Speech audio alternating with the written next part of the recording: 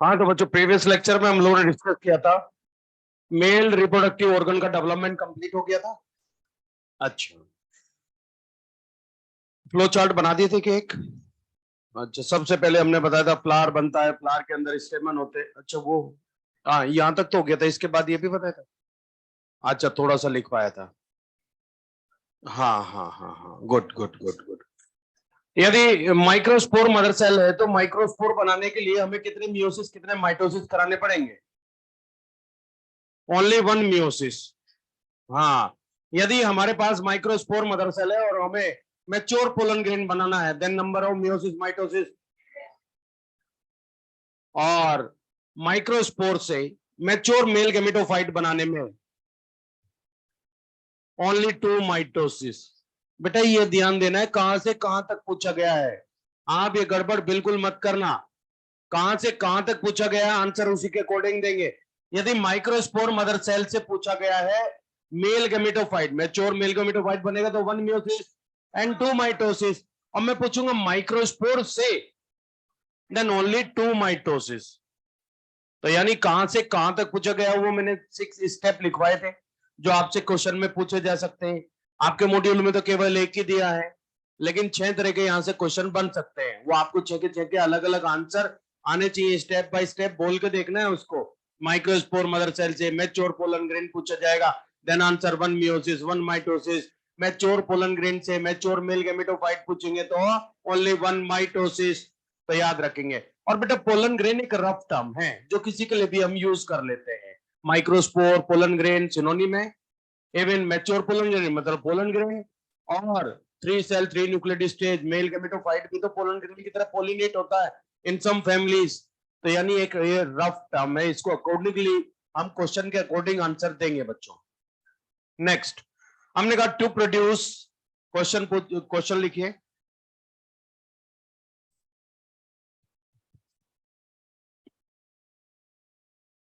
एक स्टेप लिखवा देता हूं सबसे पहले।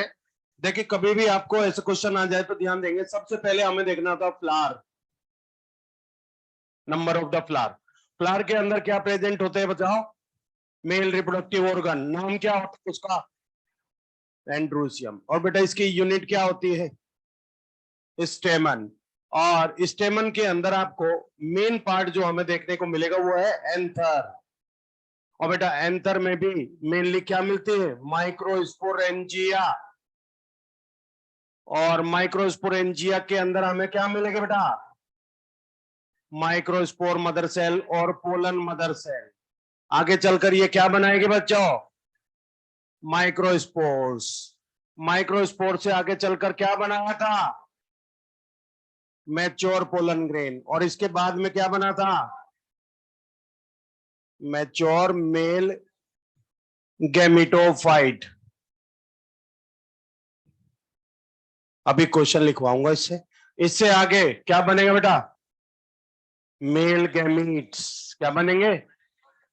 Male gametes. ये एक सीक्वेंस है जो आपको पता होनी चाहिए। बताओ, फ्लावर का तो नंबर बेटा जब भी कोई क्वेश्चन देगा तो फ्लावर का नंबर आपको मेंशन किया जाएगा, उसमें मेल रिप्रोडक्टिव ऑर्गन एंड्रोसियम। स्टेमन का नंबर बेटा फिक्स है या वेरिएबल है?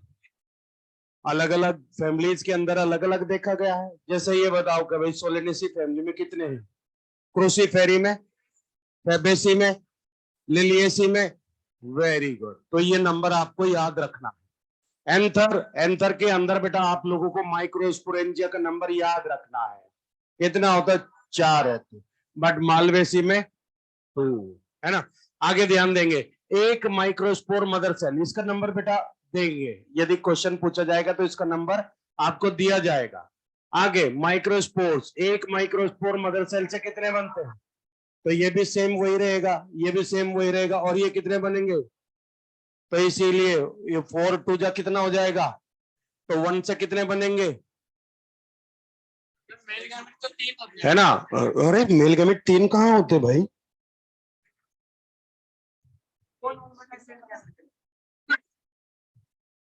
हाँ यार, ये तो बहुत गड़बड़ कर देता है।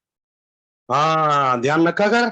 चलो अब समझ में आ गया ना कि 4 2 जा 8 हो जाएंगे, एक से बनेंगे 8, क्योंकि आप क्या करेंगे 4 2 जा 8। तो 1 से कितने बनेंगे? इनटू हाँ इंटू 4 कर देंगे क्योंकि ये बीच का स्टेप आ गया ना, तो ये आ जाएंगे 8। अच्छा चलिए क्वेश्चन लिखते हैं, ये भी लिख लो, चलो हाँ लिख लो।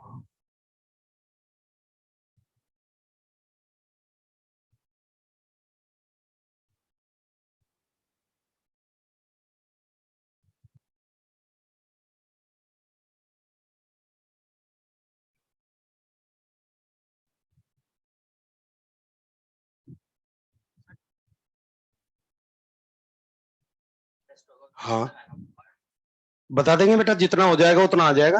अभी तक तो ये पूरा चैप्टर आएगा ये वाला, लाइफ साइकिल एंजियोस्पर्म। हाँ हाँ आराम से हो जाएगा।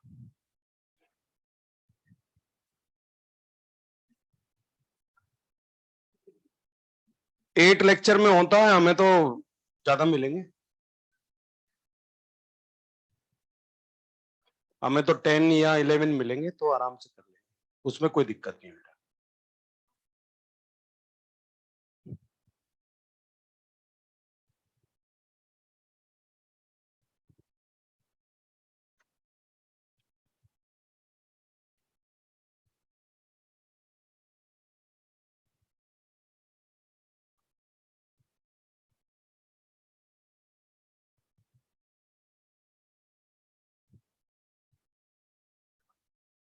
चलिए क्वेश्चन लिखेंगे।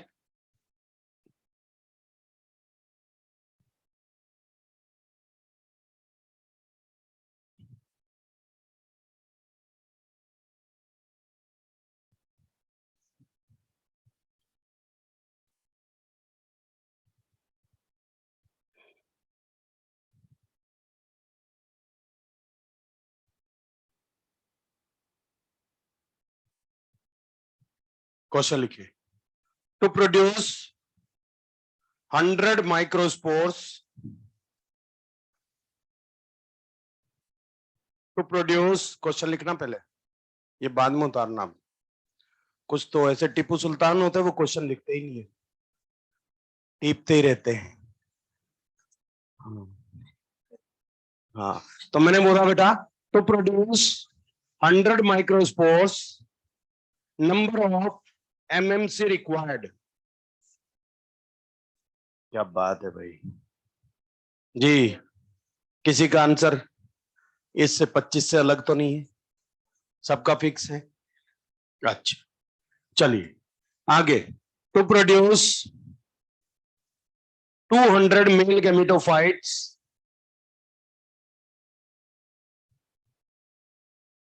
Number of, to produce 200 male gametophytes, number of meiotic division required।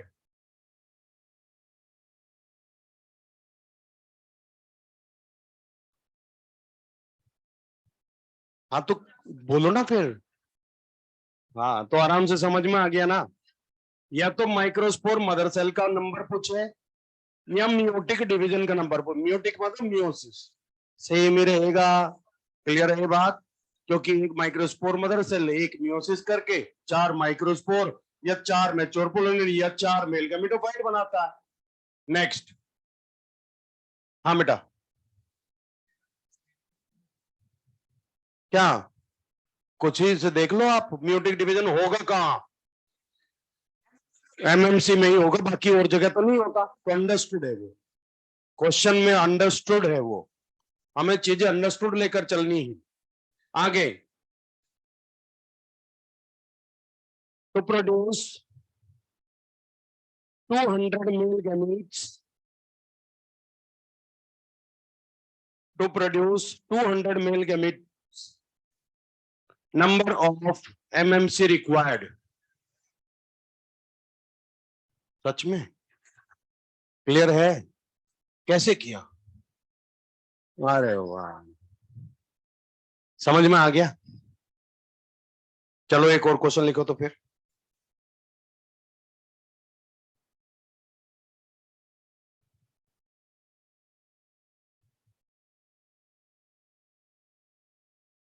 Find out the number of male gamete produced. Find out the number of male gamete produced find out the number of male gametes produced from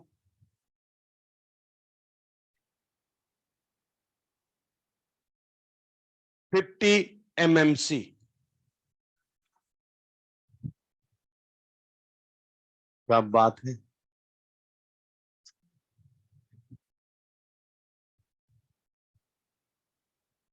चलो एक question लिखते हैं, फिर level का question लिखते हैं, है ना, कराएं। चलो लिखो। हाँ, find out the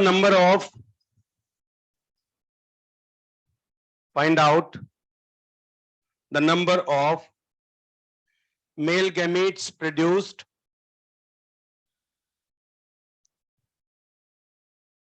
in 10 flowers of mustard. Find out the number of male gametes produced in 10 flowers of mustard if each microsporangium have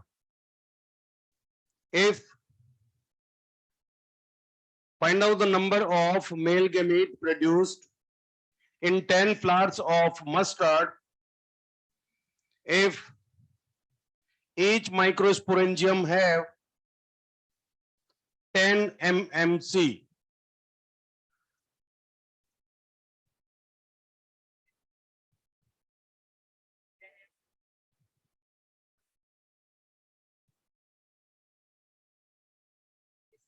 बहुत बढ़िया मेरा बच्चा, कितना अच्छा।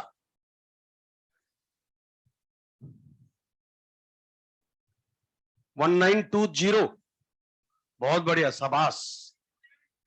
1920 00, वेरी गुड, और भी वेरी गुड।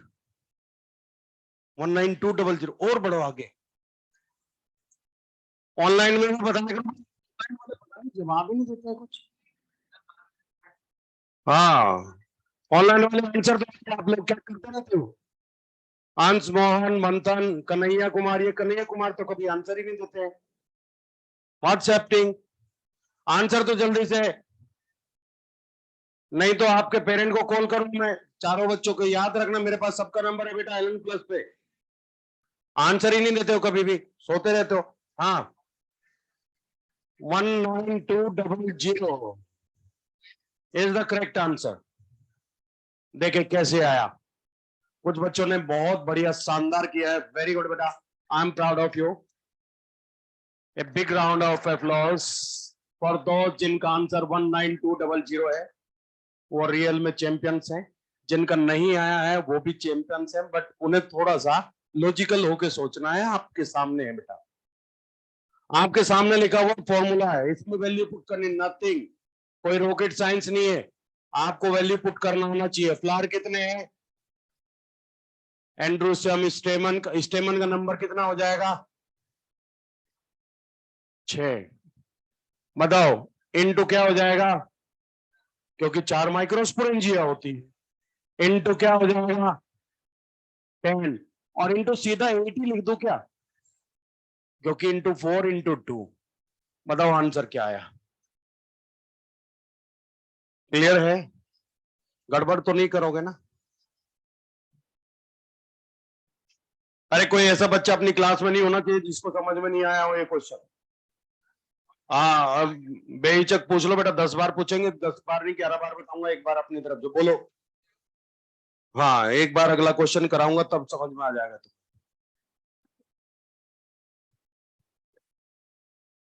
अगला क्वेश्चन कराते ही अपने आप, जब कलम चलेगा ना, अपने आप समझ में आएगा। चलो देखो, find out the number of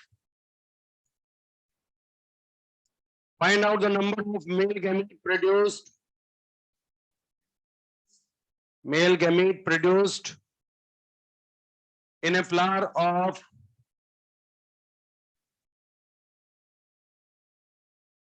lily if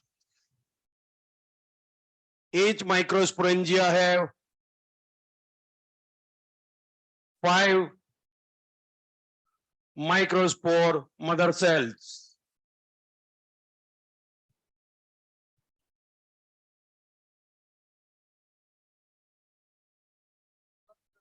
number of flower जान नहीं दिया, इसका मतलब सिंगल फ्लावर ही होगा। इन ए फ्लावर ऑफ लिखवाया ना। वेरी गुड, बहुत बढ़िया। 960, बहुत बढ़िया भाई, बहुत बढ़िया, शानदार कर रहे हैं। चलो फॉर्मूले में वैल्यू पुट करो आप। अभी काफी बच्चों को समझ में आ गया होगा हम गलती कहाँ की थी पहले क्वेश्चन में। अब थोड़ा कॉन्फिडेंस बूस्ट अप हुआ होगा, है ना। हम देखो फ्लावर की लिखो ना, सीधे यहाँ वैल्यू पुट करनी, नथिंग और कुछ नहीं। बताओ मुझे, बताओ। अब मैंने फ्लावर कितने दिए थे? 1। बताओ स्टेमन का नंबर कितना होता है? Liliaceae.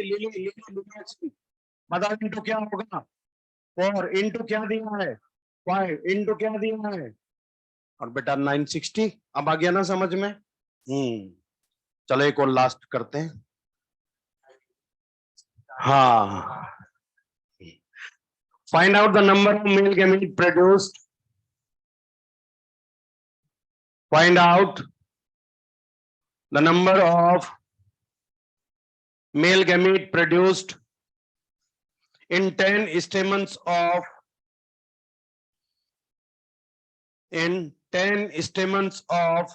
hibiscus. Hibiscus, HIBISCUS, hibiscus। पढ़ चुके हिबिस्कस, चाइना रोज को बोलते हैं। हाँ, if each microsporangia have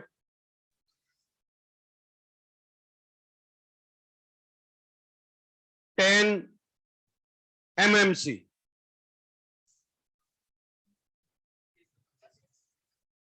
अरे वाह,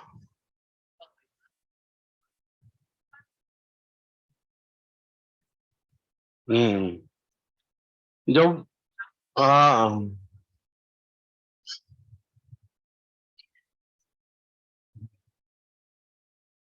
1600। हाँ सर, आया आया। अरे स्टेमन का नंबर दिया है ना।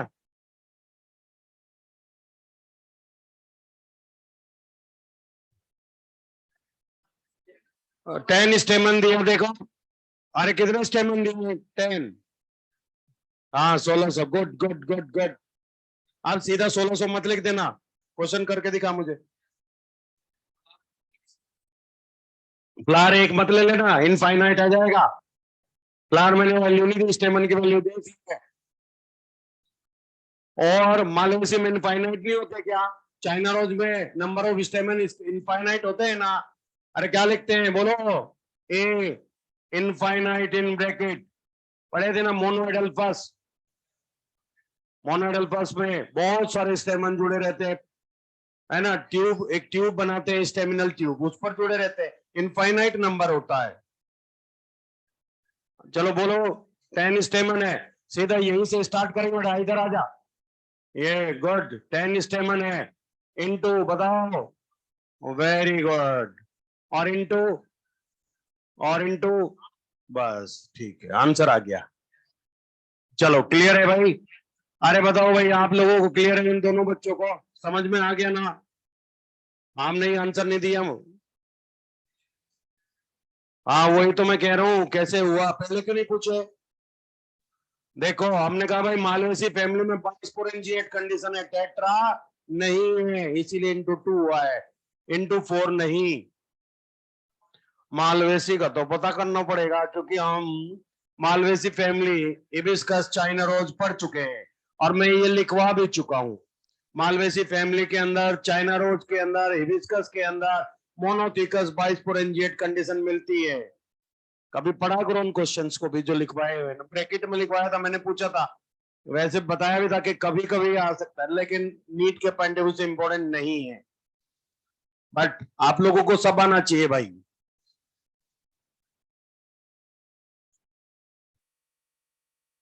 जी साहब, अब हम बढ़ेंगे। मेल रिप्रोडक्टिव ऑर्गन हम पढ़ चुके हैं complete. Now we are moving ahead and discuss करेंगे बेटा फीमेल रिप्रोडक्टिव ऑर्गन।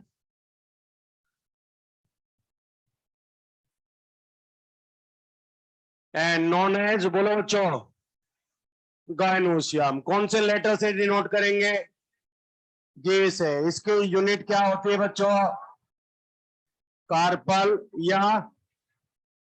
या फिर मेगास्पोरेंजियम, मेगास्पोरोफिल, क्योंकि ये लीफ के मॉडिफिकेशन है, मेगास्पोरोफिल कहेंगे बच्चों। और इसके 3 पार्ट्स होते हैं, आपको अच्छे से नाम याद होने चाहिए।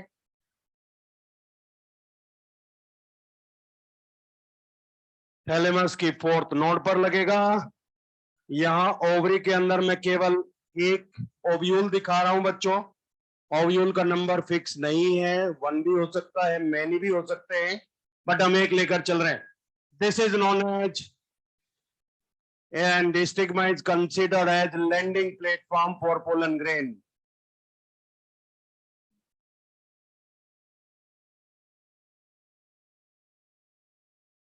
पोलन ग्रेन के लिए लैंडिंग प्लेटफॉर्म। नेक्स्ट, अगले वाला पोर्शन स्टाइल होता है, और जो स्टाइल होता है वो लॉन्ग होती है और सिलेंडर लाइक होती है। Cylinder, long tube like structure cylinder. और ये बेटा सॉलिड भी हो सकता है और होलो भी हो सकता है। हाँ, बहुत बढ़िया क्वेश्चन है इनका। यदि स्टाइल सॉलिड है तो पोलन ट्यूब कैसे जाएगी? क्योंकि पोलन ट्यूब रिलीज करती है कुछ केमिकल्स, एंजाइम्स, और वो एंजाइम डाइजेस्ट करते हुए आगे बढ़ते रहेंगे और फूड को भी एब्जॉर्ब करते जाएंगे। तो यहाँ पर कौन सा टिश्यू पाया जाता है बच्चों? मिलता है ट्रांसमिशन टिश्यू। कौन सा टिश्यू है? और इसे ट्रांसमिटिंग टिश्यू भी कहते हैं, दोनों नाम ठीक एक ही है। ट्रांसमिशन कहते हैं या ट्रांसमिटिंग कहते हैं। यदि ये होलो है तो फिर पोलन ट्यूब को जाने में न्यूट्रिशन की कमी पड़ जाएगी? नहीं बेटा, यहाँ पर मिलती है ग्लैंडुलर सेल्स, और ग्लैंडुलर सेल्स फूड का सिक्रीशन करेंगी, जिसको एब्जॉर्ब करके वो आगे बढ़ती जाएगी। पोलन ट्यूब की ग्रोथ एपिकल ग्रोथ होती है, आगे की तरफ से बढ़ती है, जैसे रूट टिप आगे की तरफ बढ़ती है, आगे की तरफ बढ़ती हुई जाएगी। एपिकल ग्रोथ होती है, केमिकल की वजह से मूव करती है, कीमोट्रोपिक मूवमेंट होता है। और सिक्रेटरी भी होते हैं, एब्जॉर्प्टिव भी होती है। सिक्रीशन करती है एंजाइम का और एब्जॉर्प्शन करती है न्यूट्रिशन का। तो इसीलिए सिक्रेटरी भी है और एब्जॉर्प्टिव भी है। और कौन से सेल्स मिलेंगे यहाँ बच्चों बताओ? ग्लैंडुलर सेल्स प्रेजेंट होंगे। क्लियर? यानी ग्लैंड्स का काम ही सिक्रीशन करना होता है। सिक्रीशन करने के लिए कौन सी ऑर्गेनली? Organelle Golgi body. जहां कहीं सिक्रीशन, वहीं वहीं Golgi body. Next, this part is known as ovary. And ovary के अंदर बेटा जब कभी फर्टिलाइजेशन होता है या विदाउट फर्टिलाइजेशन, दोनों ही कंडीशन में किसका फॉर्मेशन होता है बच्चों? फ्रूट का। और बताओ, फ्रूट सीडेड होगा या सीडलेस होगा? सीड वाला होगा यदि फर्टिलाइजेशन हुआ होगा तो। फर्टिलाइजेशन नहीं हुआ होगा तो सीडलेस। उसे कहते हैं पार्थिनोकार्पिक फ्रूट। फिनोमिना का नाम है पार्थिनोकार्पी। पार्थिनोकार्पी से बनने वाले फ्रूट ट्रू फ्रूट या फॉल्स फ्रूट? वाह, I am proud of you. कितने अच्छे बच्चे हैं यार। इमोशनल आंसर नहीं, मुझे लॉजिकल आंसर चाहिए। ये इमोशनल आंसर है। Many of the people emotional answer ही। मैंने ट्रू और फॉल्स की डेफिनेशन में कहीं नहीं पढ़ा सीड होंगे तो ट्रू होगा। हमने पढ़ा था यदि केवल ओवरी से बना है फ्रूट ट्रू, इंक्लूडिंग ओवरी अलग पार्ट से बना है तो फॉल्स। कहीं भी ये नहीं लिखा हुआ सीड होंगे तो ट्रू, सीड नहीं होंगे तो फॉल्स। कहीं लिखा है क्या? तो बेटा हमने कहा भाई ये इन्फ्लोरेसेंस है, इस पर आपने हार्मोन की स्प्रे करी, इससे फ्रूट बन गया, विदाउट सीड बना, वो फॉल्स बन जाएगा। नॉर्मल ओवरी से फ्रूट बनता है, आपने हार्मोन स्प्रे किया, ओवरी से बना तो ट्रू हो जाएगा। मे बी ट्रू और मे बी फॉल्स। बट याद रखना, ट्रू तब बोलेंगे जब केवल ओवरी से बना होगा, उसमें सीड का कोई चक्कर, कोई नाम रोल नहीं है। समझ गए? हम बहुत सारी बार चीजें पढ़ लेते हैं लेकिन उसमें लॉजिक नहीं ढूंढते हैं, हम इमोशनल आंसर देते हैं और नीट वाले में यही गलती करते हैं, बहुत इजी क्वेश्चन गलत करके आते हैं। लॉजिकल सोचा करो बेटा। और कुछ जगह हाँ जहां लॉजिक नहीं लगता वहां हम कुछ ज्यादा ही लॉजिक लगा बैठते हैं, वो भी क्वेश्चन गलत करते हैं। तो इसलिए सीधे क्वेश्चन करो ना, जहां लॉजिक जितना लगाना है वहां उतना ही लॉजिक लगाना है ना। अदरवाइज अपने स्टार बच्चों के साथ में यही दिक्कत आती है कि वो कुछ ज्यादा ही लॉजिक लगा के आगे चले जाते हैं और आंसर पीछे छूट जाता है। तो ध्यान रखना बेटा। हमने कहा ओवरी आगे चलकर फ्रूट का फॉर्मेशन करेगी बेटा, और ओवरी वॉल, ये देखिए this is the ovary wall, और जो ओवरी वॉल होती है बेटा इसे क्या बनाएगी ये बताओ आगे चलकर, फ्रूट वॉल। और बेटा जो फ्रूट वॉल होती है उसी का ही नाम क्या होता है, पेरिडर्म या पेरिकार्प। जहां कहीं भी कार्प आ जाएगा उसका मतलब फ्रूट हो जाएगा, है ना, कार्प। और बेटा पेरिडर्म क्या है फिर, बताओ पेरिडर्म में कौन कौन सी लेयर आती है, तीन आती है। सबसे बाहर वाले का नाम बताओ, फैलम, उसके अंदर फैलोजन, उसके अंदर फैलोडर्म। देखो भाई कोई भी जन किसी चीज को बनाता है, कोई जन ही तो बनाता है ना किसी चीज को। जब वो कोई जन डर जाता है तो अंदर चला जाता है, घुस घर के अंदर, डर के घर के अंदर घुस गया, तो अंदर कौन है, फैलोडर्म, डर आ गया ना इसमें। अब जब कोई जन फैलता है तो बाहर कोई तो फैलता है, तो बाहर कौन हो गया, फैलम, तो बाहर कौन, फैलम, फिर कौन, फैलोजन, कोई जन बनाएगा ना। और जब वो डर जाएगा तो अंदर, तो अंदर कौन है, फैलोडर्म। सीक्वेंस याद, चलो। अब हमने कहा भाई इसके अंदर ये चैम्बर है, and this chamber is known as locule. क्या बोलेंगे, लोक्यूल। और लोक्यूल का नाम भी क्या होता है, चैम्बर होता है। और लोक्यूल में क्या मिलते हैं बेटा, ओव्यूल। और ओव्यूल को ही हम क्या कहते हैं बच्चों, मेगास्पोरेंजियम। क्या बोलेंगे, अदरवाइज हम इसे इंटेगुमेंटेड मेगास्पोरेंजियम भी कह सकते हैं, एक ही बात है, मेगास्पोरेंजियम या इंटेगुमेंटेड मेगास्पोरेंजियम, एक ही बात है बच्चों। आगे चलकर जब कभी फर्टिलाइजेशन हो जाएगा तो किसका फॉर्मेशन होगा, सीड का फॉर्मेशन होगा। और बेटा ये किस पर लगता है, ovule is present on placenta, किस पर लगेगा, प्लेसेंटा। और प्लेसेंटा कैसी स्ट्रक्चर होती है, कुशल लाइक स्ट्रक्चर। और प्लेसेंटा किसे प्रोवाइड करती है, न्यूट्रिशन, प्रोवाइड न्यूट्रिशन टू, हाँ बेटा ये प्रोवाइड करेगी किसको, न्यूट्रिशन, ओव्यूल को। प्लेसेंटा किसको न्यूट्रिशन देता है, ओव्यूल को, nutrition to ovule. Placenta cushion like structure, जब सोफे पे बैठते कुशल लगा के बैठते हैं ना, ऐसी कुशल लाइक स्ट्रक्चर होती है।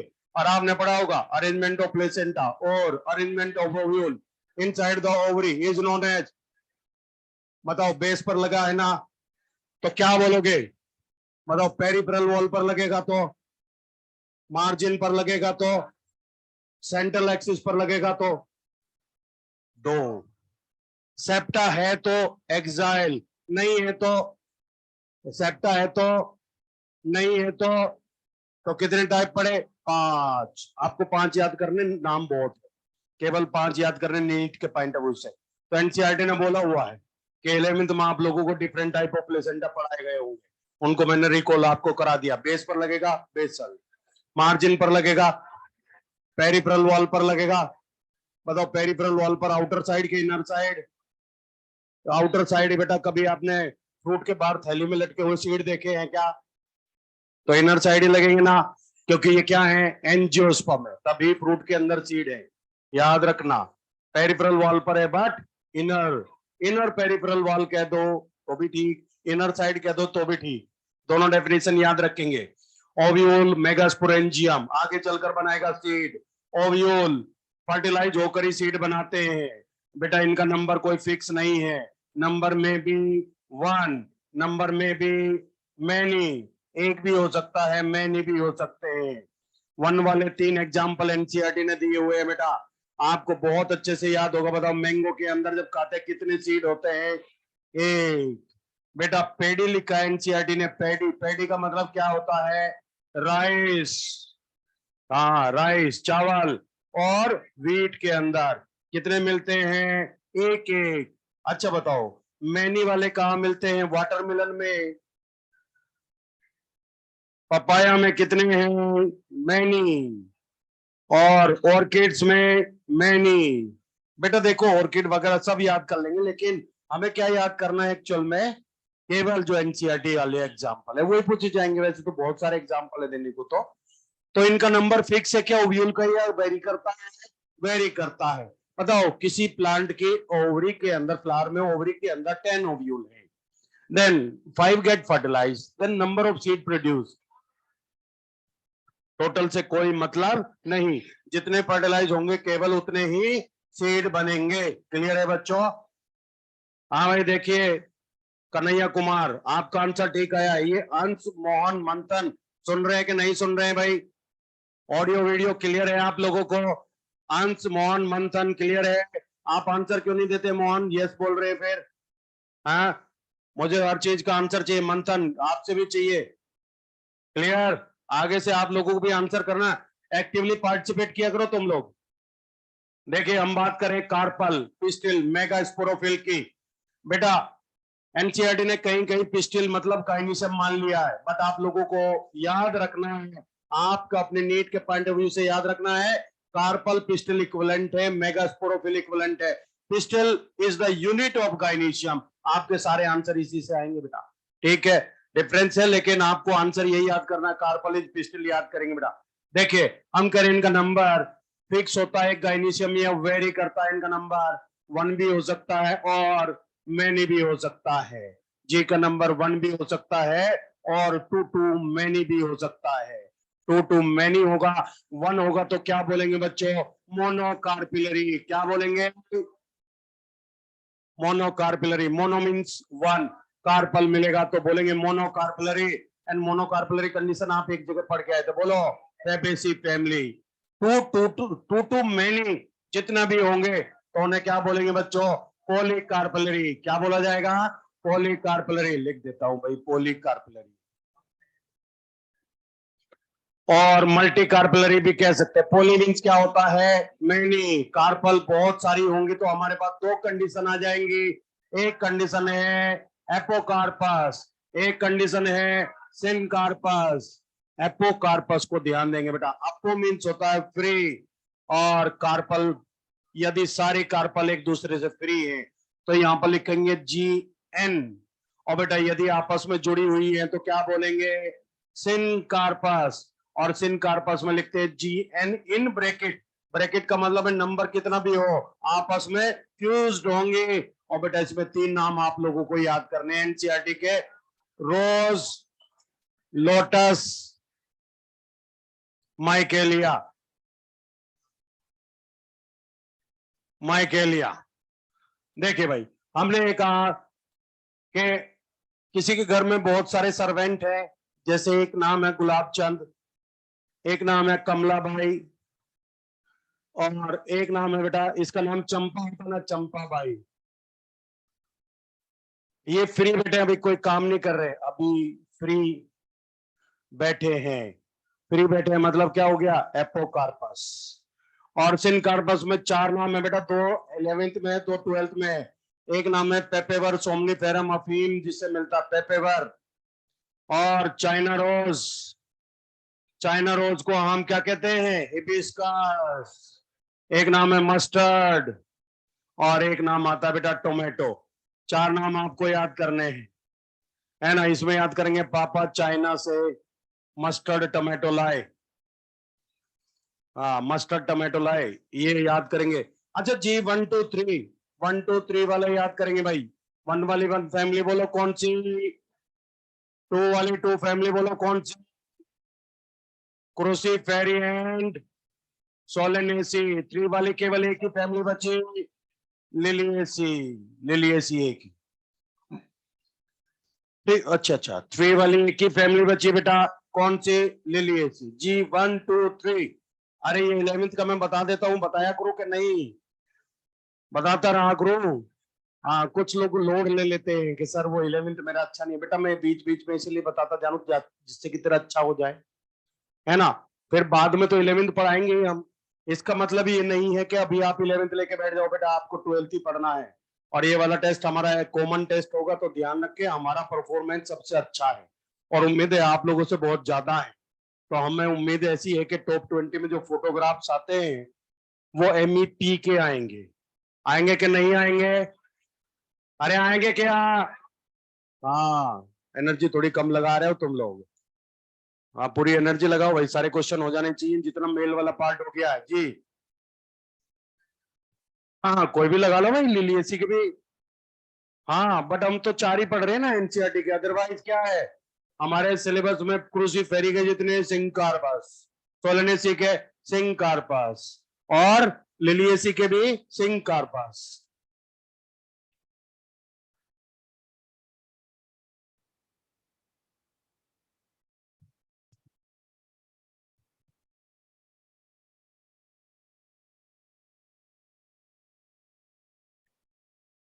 बताओ, फेबेसी एपोकार्पस होती है, सिंह कार्पस होती है?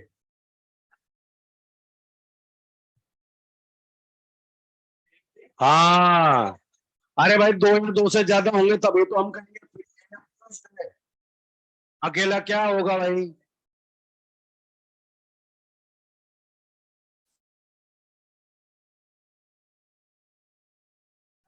जी। हाँ, वही वही गानियों से मैं वही कार्पल है।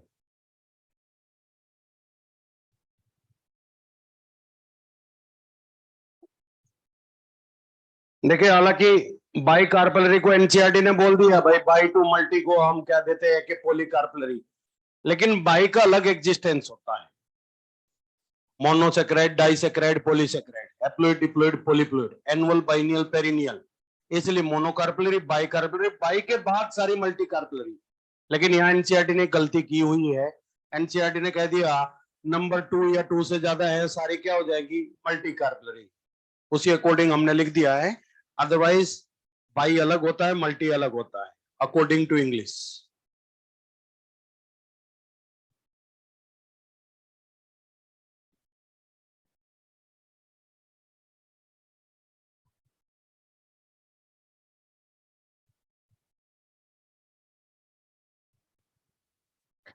अच्छा, क्विज। हाँ, क्विज अपलोड करूंगा मैं अभी। एक तो हो गया था, एक और अभी मुझे थोड़ा सा पार्ट ये कंप्लीट करा दो तो कर देंगे।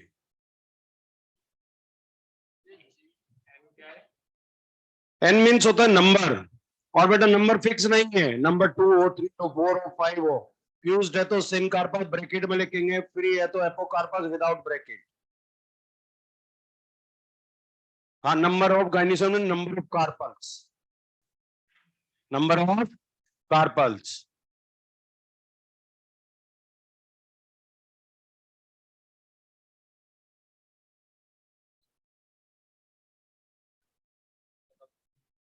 देखिए, ब्रैकेट लगा तो इसका मतलब फ्यूज्ड है, ब्रैकेट नहीं लगा तो इसका मतलब फ्री है।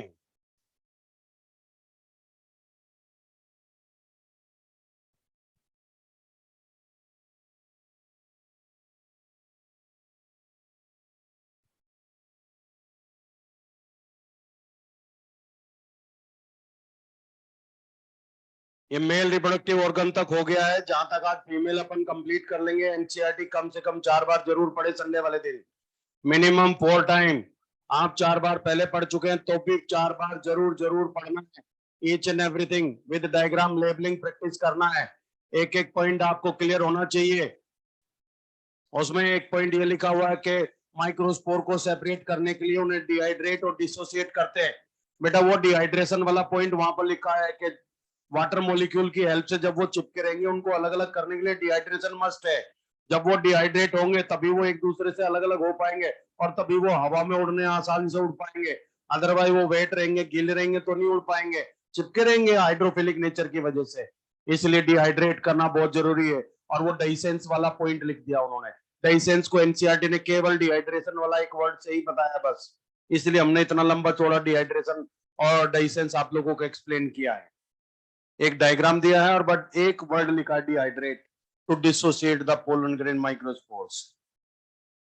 उसका मतलब ये नहीं है कि यहाँ कैलेज नहीं चाहिए, कैलेज चाहिए बेटा, तभी वो अलग होंगे। लेकिन अभी वाटर मॉलिक्यूल की हेल्प से चिपके होंगे तो उन्हें अलग अलग करने के लिए डिहाइड्रेट करना जरूरी है। हम्म।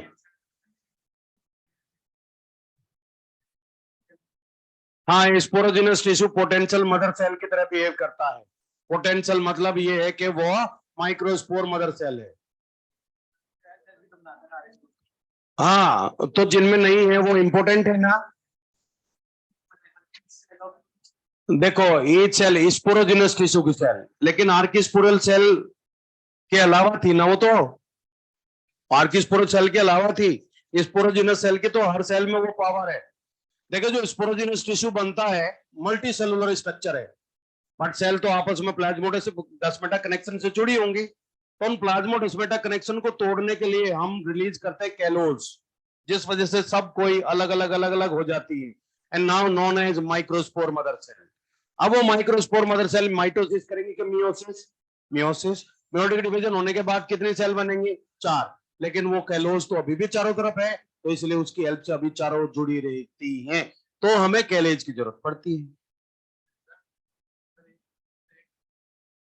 देखिए, एक फ्लावर में, हाँ, गाइनोसियम, गाइनोसियम के अंदर कार्पल का नंबर वेरी कर सकता है।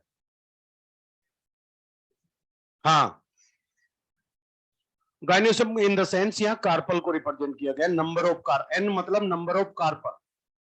एन मतलब है नंबर ऑफ कार्पल, वन हो सकता है, टू हो सकता है, थ्री हो सकता है, फाइव हो सकता है, जैसे मालवेसी चाइना में फाइव मिलती है। तो number of carpel is not fixed. चलिए बच्चों, यहाँ इस पेज पे बहुत बोलो है भाई, किसी को डाउट?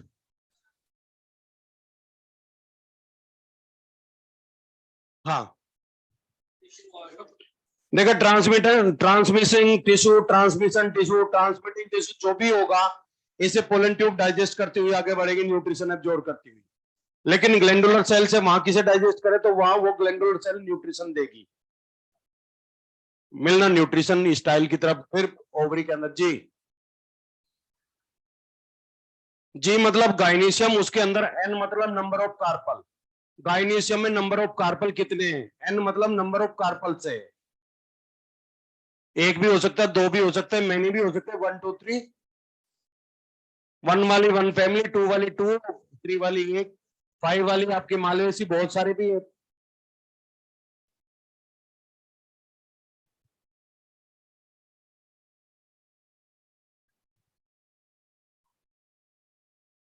बच्चों, अभी हम मूव करेंगे स्ट्रक्चर ऑफ ओव्यूल की तरफ।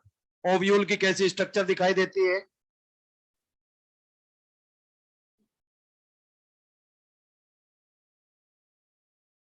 आपकी एनसीईआरटी पेज नंबर 25 पर है। अभी हम चार डायग्राम है इसके अंदर, तीन हम एक्सप्लेन कर चुके हैं। एक, हिबिस्कस के अंदर पिस्टिल लिखा है, काइन्यूसम लिखना चाहिए था, और वो पांच पेंटाकार्पलरी कंडीशन दिखाई है। एक डायग्राम पेपेवर का है, और उसमें एक नाम माइकेलिया का दिखाई गई है कंडीशन, एपोकार्पस कंडीशन माइकेलिया की। पेपेवर किसिंग कार्पस है। और एक स्ट्रक्चर ऑफ ओव्यूल है, जिसको अभी हम एक्सप्लेन कर रहे हैं बच्चों। देखिए, यहां पर this is the stigma known as style and ovary. ये थैलेमस की फोर्थ नोड पर पाए जाते हैं। यहाँ पर प्लेसेंटा होता है। और बेटा, यहाँ पर आप ध्यान देंगे,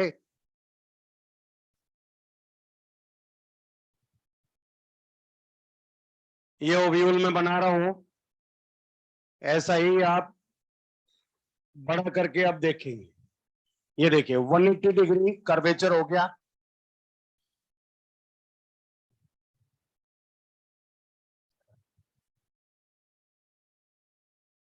अब हमें ओव्यूल कैसा दिखाई देगा बेटा? ध्यान से डायग्राम बनाना है, जो सेल छोटी छोटी बनाएंगे, और लैंडस्केप पर बनाना है बेटा, पोर्ट्रेट पर नहीं।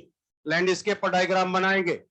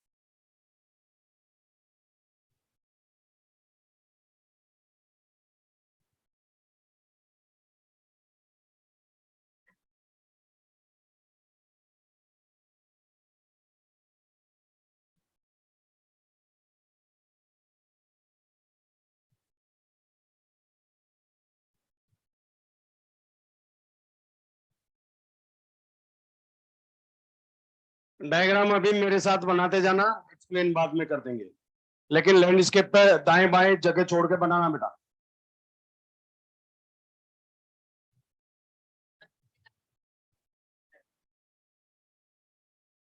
लेफ्ट पे भले ही थोड़ा छोटा, लेकिन इधर थोड़ा एक्सप्लेन करेंगे तो जगह ज्यादा चाहिए। एक ही डायग्राम है बेटा।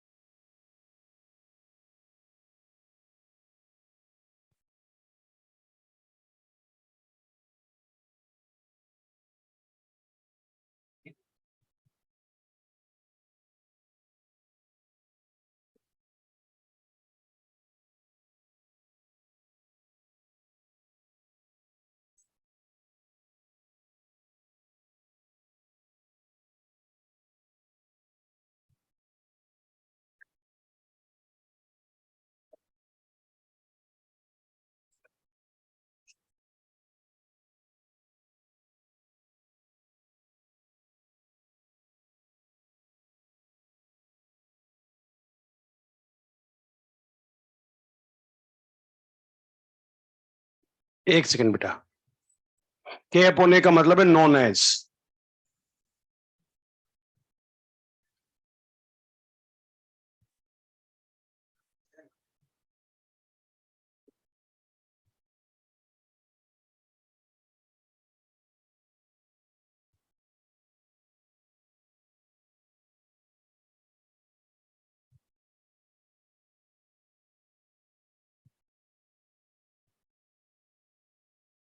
देखिए, अभी ध्यान देंगे बेटा, स्टॉप राइटिंग बाद में लिखेंगे। देखिए, हमने पढ़ा placenta. Placenta, arrangement of placenta inside the ovule, inside the ovary is known as placentation. यहां पर हमने दिखाया प्लेसेंटा स्ट्रक्चर है, इस पर ओव्यूल लगा हुआ है। लेकिन क्वेश्चन आ जाए कि main body of ovule attach with placenta with the help of funicle. आपने कभी खीरे के स्लाइसिस देखना ध्यान से, चारों तरफ सीड लगे होंगे और वो किसी थ्रेड लाइक स्ट्रक्चर से जुड़े रहते हैं, धागे जैसी स्ट्रक्चर, वो क्या होती है? फ्यूनिकल। तो इसका मतलब इसके अंदर न्यूट्रिशन है, फ्यूनिकल से होता हुआ ये कहां स्टोर हो जाएगा? न्यूक्लियस के अंदर। तो फूड वाटर सप्लाई कौन करता है? Vascular tissue. तो यहां से गया हुआ है स्ट्रक्चर, ये thread like structure funicle, funiculus, funiculum, कुछ भी बोल सकते। क्लियर है बच्चों? ये मेन बॉडी ऑफ ओव्यूल से जहां जुड़ेगा, ये ऊपर मेन बॉडी ओव्यूल है, ये फ्यूनिकल है बेटा। ये हमेशा नहीं रहेगा, ये थ्रेड लाइक स्ट्रक्चर, धागे जैसी स्ट्रक्चर सीड से हट जाती है। जैसे हमारी बॉडी में प्लेसेंटा जुड़ा हुआ था, अम्बिलिकल कोड से जुड़ा हुआ था, वो कोड हट जाएगी तो हमारी बॉडी पर भी एक स्कार, एक निशान है आज की डेट में भी। ऐसे ही हर सीड की बॉडी पर एक स्कार, एक निशान रहता है। वो क्या रिप्रेजेंट करता है? हाइलम को। जैसे funicle main body of wheel से जुड़ता है, तो जुड़ेगा, मिलेगा तो हाई हेलो बोलेगा ना, तो उस जगह का नाम क्या हो गया? हाइलम। तो हाइलम वो पोजीशन है जहां funicle main body of ovule से कनेक्ट होता है, जुड़ा होता है। क्लियर हो गई बात? लेकिन जब वो डिटैच हो जाएगा तो क्या सीड के ऊपर एक स्कार, एक निशान दिखेगा क्या? हमने कहा फ्यूनिकल जब ये 180 डिग्री घूमा, तो घूमने के दौरान ये funicle main body of ovule से थोड़ी डिस्टेंस तक जुड़ा हुआ हमें दिखाई देता है। क्या बच्चों? जो फ्यूनिकल होता है वो मेन बॉडी ऑफ ओव्यूल से कुछ डिस्टेंस तक हमें जुड़ा हुआ दिखाई देता है, and this is known as raphe. इसको क्या कहते हैं? रेफे। रेफे वो प्लेस है जहां funicle main body of ovule से जुड़ा होगा, क्योंकि यहाँ फ्यूनिकल में कितना डिग्री कर्वेचर आया? फ्यूनिकल में 180 डिग्री घूम गया। जैसे अविना कर्वेचर टेस्ट में आपने देखा था, एक तरफ से ग्रोथ होती है तो वो बेंड होने लगती है ना, कोलियोप्टाइल। सेम ऐसे ही यहाँ फ्यूनिकल में कर्वेचर हुआ और मेन बॉडी ऑफ ओव्यूल कितने डिग्री पर घूम गई? 180 डिग्री पर घूम गई। ऐसे पहले स्ट्रेट था, ऐसे सीधा था, लेकिन 180 डिग्री पर घूमने की वजह से कैसा दिखाई देता है हमें? इन्वर्टेड। तो ये कौन सा ओव्यूल हुआ बेटा? Anatropous ovule. कौन सा है? एना, एनाट्रोपस ओव्यूल। एना से याद होगा एनाफेज, तो यानी एना माने अपोजिट फेल पोल पर जाते हैं ना, तो एनाफेज उसी से नाम आया। एनाट्रोपस 180 डिग्री घूम गया, घूमा तो कुछ डिस्टेंस तक ये ओव्यूल की मेन बॉडी तक जुड़ा रह जाता funicle, and this part is known as raphe. और रेफे एक रिज लाइक उभरा हुआ सा पार्ट दिखा देता। रेफे क्लियर हो गया क्या? रेफे वो जगह है, ये समझ लो कि हमारे घर कोई गेस्ट आया, उस गेस्ट को कुछ डिस्टेंस तक हम छोड़ने जाते हैं ना, जब कोई गेस्ट आएगा तभी तो छोड़ने जाएंगे ना, तो ये यहां तक डिस्टेंस तक जुड़ा रहता है। इसी प्लेस को क्या बोला गया? रेफे। बोलो क्लियर है क्या? हाइलम पोजीशन क्लियर है क्या? हाइलम वो प्लेस है जहां funicle main body of ovule से जुड़ता है। हाँ, 180 डिग्री घूम गया तो ये हो गया। 360 भी घूम जाता है सर्सिनोट्रोपस, 90 डिग्री भी घूमता है हेमिट्रोपस, अलग अलग है कर्वेचर। हाइलम देखो ऊपर क्या है यहाँ, माइक्रोपाइल, ये क्या है चला जा, ये क्या है हाइलम, हाइलम तो जॉइंट हो गया ना बेटा, ये फ्यूनिकल्स है। अभी अगले टाइप ऑफ ओव्यूल आगे पढ़ाऊंगा, अभी तो इसको समझो आप। देखिए बच्चों, हमने कहा ये पोजीशन है जहां मेन बॉडी ऑफ ओव्यूल से जुड़ा था। हमने कहा साहब ये 180 डिग्री घूमा, तभी तो इसका बेस ऊपर आपको दिखाई दे रहा है। जैसे हार्ट में बेस ऊपर होता है ऐसे ही हो गया इसके अंदर भी, बेस ऊपर है, चला जाए जिन्होंने बेस ऑफ ओव्यूल, और जनरली ये माइक्रोपाइल के अपोजिट होता है। इसमें और इसमें कितने डिग्री का आंकड़ा है, 36 का आंकड़ा है। 36 का आंकड़ा इसलिए बोलते हैं कि एक दूसरे के अपोजिट है, 3 और 6। यदि ऐसा कर दे तो ठीक हो जाएगा ना ये, लेकिन एक दूसरे से पीठ घुमा के घूमे रहते हैं, इसीलिए कहते हैं 36 का आंकड़ा। जनरली लिखा है, ऑलवेज नहीं। हम कह रहे हैं माइक्रोपाइल और चले जा, जनरली एक दूसरे के अपोजिट होते हैं, हमेशा नहीं, बट जनरली एक दूसरे के अपोजिट होते हैं। अब बेटा हम बात करें बाहर वाली इंटेगुमेंट का नाम क्या होगा, आउटर इंटेगुमेंट, उसके अंदर इनर इंटेगुमेंट। आउटर इंटेगुमेंट क्या बनाती है, टेस्टा, इनर दोनों क्या है, जहां जूसी टेस्टा खाया जाता है, सकुलेंट टेस्टा खाया जाता है, कहां पर, पोमेग्रेनेट, अनार के अंदर खाते हैं। क्लियर है बच्चों। हमने कहा ये इंटेगुमेंट कहीं कहीं एब्सेंट है, जहां पर इंटेगुमेंट नहीं मिलेगी उस प्लेस का नाम माइक्रोपाइल, और ये जगह जानबूझकर छोड़ी गई है। ये इसलिए छोड़ी गई है जिससे कि ओव्यूल में पोलन ट्यूब की एंट्री हो जाए। पीटी मतलब क्या है, पोलन ट्यूब। लेकिन सर ये तो सीड के अंदर भी परमानेंट पोर पाया जाता है, किस लिए छोड़ा गया है वो पोर, जिससे कि यहाँ एयर और वाटर एंटर करे, और एयर में भी स्पेशली क्या चाहिए, ऑक्सीजन, जर्मिनेशन के लिए ऑक्सीजन चाहिए, तो कहां से एंटर करेगी, माइक्रोपाइल से। और सबसे अंदर वाली स्ट्रक्चर का नाम बताओ, एम्ब्रायोसैक। और क्या कहते हैं, और क्या कहेंगे, कितनी सेल, कितने न्यूक्लियस, और बेटा ये हैप्लॉइड होता है डिप्लॉइड होता है, हैप्लॉइड होता है। अच्छा मुझे एक चीज बताओ, न्यूक्लियस हैप्लॉइड होगा डिप्लॉइड होगा, पेरिस्पर्म जो बचा रह जाता है, देखिए मेन पार्ट न्यूक्लियस है बेटा, इसके अंदर फूड स्टोर होता है, पैरेन्काइमेटस है। कभी कभी ऐसा होता है कुछ बच्चे खाना ले लेते थाली में, कुछ खाया और कुछ छोड़ दिया, तो उसे झूठन बोला जाता है। लेकिन ओव्यूल के अंदर आप देखिए, यहाँ पर हमने कहा सारा खाना कंज्यूम नहीं हुआ, किड ने कंज्यूम नहीं किया, कुछ बचा रह गया, उस बचे हुए remnant residual part of nucleus is known as perisperm. बताओ तो पेरिस्पर्म की प्लूरिडी क्या होगी, एन नहीं होगी, 2n होगी, क्योंकि ऐसा कभी नहीं होता न्यूक्लियस में कोई आधे क्रोमोसोम खा जाए, तो इसीलिए क्या होगी, 2n। तो बताओ पेरिस्पर्म की प्लूरिडी भी 2n। और बेटा किन किन के अंदर मिलते हैं, 3 नाम एनसीईआरटी ने दिए हुए हैं, क्या क्या, हाँ, तो इसको एक ट्रिक की हेल्प से हम याद करेंगे। देखिए बच्चों लिख देता हूं, परी का बेटा ब्लैक पेपर खाता है।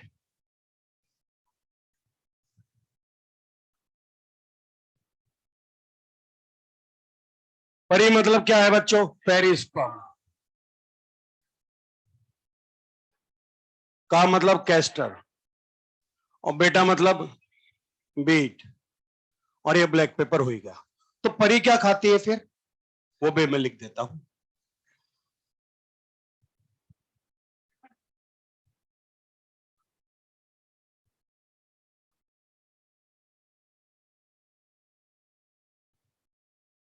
हाँ,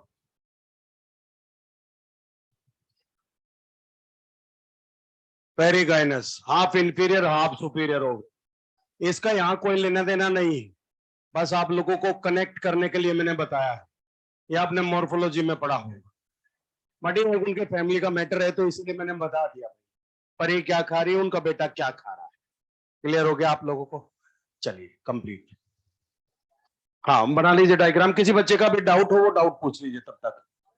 अच्छा ऑब्टूरेटर, अच्छा देखिए ऑब्टूरेटर का काम होता है, अराइज का से प्लेसेंटा या फ्यूनिकल से गाइड करते हैं पोलन ट्यूब को। देखिए पोलन ट्यूब आ रही है, ये बताएंगे इधर से जाना पोलन ट्यूब आपको, तो ये क्या करते हैं, पोलन ट्यूब को गाइड करने का काम कौन करते हैं, ऑब्टूरेटर्स। तो अभी तक गाइड कौन कर रहा था, वेजिटेटिव न्यूक्लियस, अब गाइड कौन करेगा, ऑब्टूरेटर, और एक और स्ट्रक्चर आगे गाइड करेगी, किसमें, देखिए फ्यूनिकल थ्रेड लाइक स्ट्रक्चर, जहां मेन बॉडी ऑफ ओव्यूल से जुड़ेगी बनेगा, जहां जुड़ेगी उसी पार्ट को हम क्या बोलेंगे, हाइलम। हाइलम वो प्लेस है जहां funicle main body of ovule से जुड़ता है। जैसे हम किसी से मिलते हैं हाय हेलो बोलते हैं, तो इसीलिए यहां भी हाइलम जॉइंट तो होगा ना बेटा, जहां एंथर फिलामेंट से जुड़ा था वो क्या पार्ट, कनेक्टिव। तो यहां भी तो कुछ बोलेंगे ना। न्यूसिलस is the part of ovule. Raphe वो प्लेस है बेटा जहां आप देखिए फ्यूनिकल कुछ डिस्टेंस तक मेन बॉडी ऑफ ओव्यूल से जुड़ा हुआ है। जुड़ा हुआ है तो ऊपर रिज लाइक उभरा हुआ से एक पार्ट हमें दिखाई दे रहा है नॉर्मल से अलग। तो इसी पार्ट को हमने क्या नाम दिया, रेफे। रेफे वो प्लेस है, वो जगह है जहां funicle main body of ovule से कनेक्ट होता है। पेरिस्पर्म बचा हुआ पार्ट, जैसे खाना छूट गया था थाली में, ऐसे ही न्यूसिलस कंज्यूम नहीं हो पाया, बचा रह गया, उस बचे हुए पार्ट को पेरिस्पर्म कहेंगे। एम्ब्रियोसेक में तो न्यूसिलस बेटा देखो, न्यूसिलस तो अभी एज इट इज बचा हुआ है, एम्ब्रियोसेक तो अलग है न्यूसिलस से। पूरा कंज्यूम नहीं कर पाया क्योंकि न्यूसिलस खाना देता है किसको, एम्ब्रियोसेक को, लेकिन कुछ खाना छूट गया, कुछ छूटे हुए खाने को, बचे हुए खाने को पेरिस्पर्म, रेजिडुअल या remnant of nucellus is known as perisperm. जी हाँ बेटा, जब ओव्यूल होता है तो क्या बोलते हैं, आउटर इंटेगुमेंट। जब सीड बन जाता है तो क्या बोलते हैं, टेस्टा। घूम तो बेटा देखिए, each and everything is controlled by some cell signals. उसमें काम वही करते हैं जैसा इसको ट्रेनिंग दी गई है कि आपको ऐसे कन्वर्ट होना है। और ऐसा ओव्यूल 80% फैमिली में मिलता है। तो अलग अलग कार्ड पोजीशन देखी गई है, कोई 90 डिग्री, कोई 180 डिग्री घूमे, अलग अलग ओरिएंटेशन मिलते हैं। हाँ, ट्यूनिकल वो पार्ट है जो प्लेसेंटा को मेन बॉडी ऑफ ओव्यूल से जोड़ता है। हाँ, पूरा ओव्यूल है भाई। मेन पार्ट ऑफ ओव्यूल किससे जुड़ा, प्लेसेंटा। किसकी हेल्प से जुड़ा,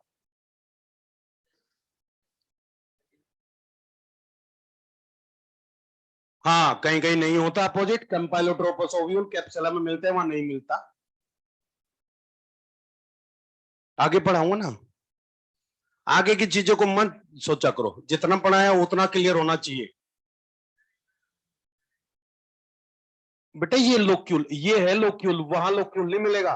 लोक्यूल में मिलता है ओव्यूल, ओव्यूल में नहीं मिलता लोक्यूल। हाँ, चैम्बर रूम देखो ना, तभी तो ये ओव्यूल्स है ना यहाँ। पेरिस नोन एज के ओब्लिक ए, के अपॉन ए मतलब नॉन एज लोक्यूल में ओव्यूल एक या अनेक, एक भी हो सकते हैं अनेक भी हो सकते हैं। पढ़ाया था वन और मैनी, पढ़ा चुके हैं इसको अभी।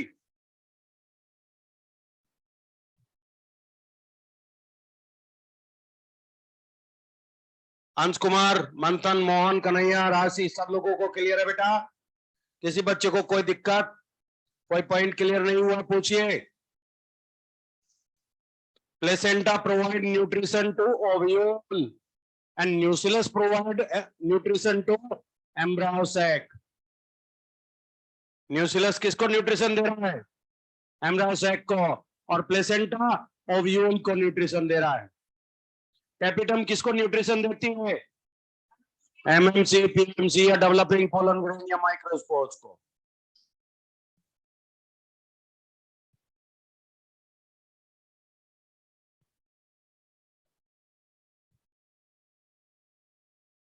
अभी बोलो इधर किसी बच्चे को कोई डाउट कंफ्यूजन रह गया है तो जी। बेस बेटा, बेस ये नीचे ही था, देखो यहाँ पर ही था, चले जा। लेकिन ये तो फ्यूनिकल घूमने की वजह से बेस ऊपर हो गया, सिरासन वाले मोड में है ये, 180 डिग्री घूमा हुआ है। ये देखो ना नीचे फ्यूनिकली तो है, अभी बनाऊंगा इसको।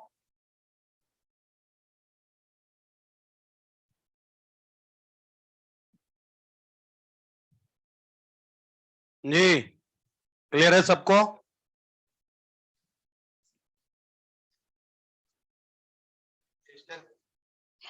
कैस्टर को बोलते रिसिनस कम्युनिस्ट। क्या हर सीड में कैस्टर नहीं मिलता? कैस्टर प्लांट का नाम है बेटा। हाँ देखो, 3 प्लांट है जिनके अंदर पेरिस्पर्म मिलता है। Castor, beat. बीट चुकंदर का नाम सुना होगा आपने। उसमें रूट खाते, तो इसीलिए प्लांट को कुछ लोग बीट रूट बोलते थे। बेटा प्लांट का नाम बीट है, रूट खाते तो बीट रूट कह देते हैं। और ब्लैक पेपर, काली मिर्च, इनके अंदर पेरिस्पर्म मिलता है। सभी बच्चे खाना थोड़े ना छोड़ते हैं थाली में, तो कुछ ऐसे भी हैं साहब जाते, तो उनमें से ये एक। हाँ कनेक्ट रहता है। देखो एक तरफ तो यहां जुड़ा यूं, और एक तरफ यहां तक जुड़ेगा यूं, ऐसे यूं जुड़ा हुआ। तो जब मेन बॉडी ऑफ ओव्यूल से ये कनेक्ट है ना, पोजीशन यूं, तो इस पॉइंट ऑफ कनेक्शन को यहां जो जुड़ा हुआ है ये, इस लाइन को हम क्या कहेंगे? तो ये वाला पॉइंट कह दो ये।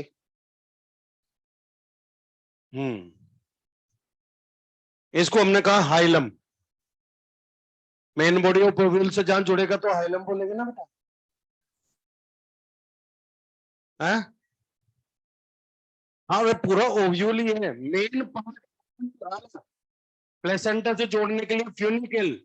अगर वो पूरा ओव्यूल ही तो है ये, मेन पार्ट ओव्यूल का तो ये पूरा ऊपर का, और ओव्यूल बोलते रफली तो ये पूरा ही आ जाएगा। प्लेसेंटा के ऊपर ओव्यूल ही तो लगेंगे। किसकी हेल्प से लगेंगे? फ्यूनिकल की हेल्प से लगेंगे।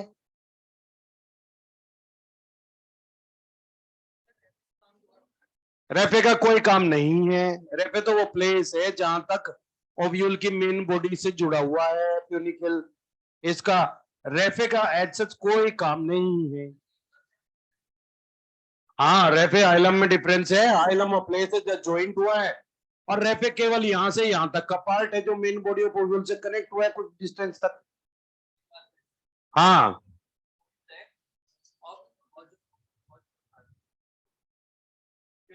हाँ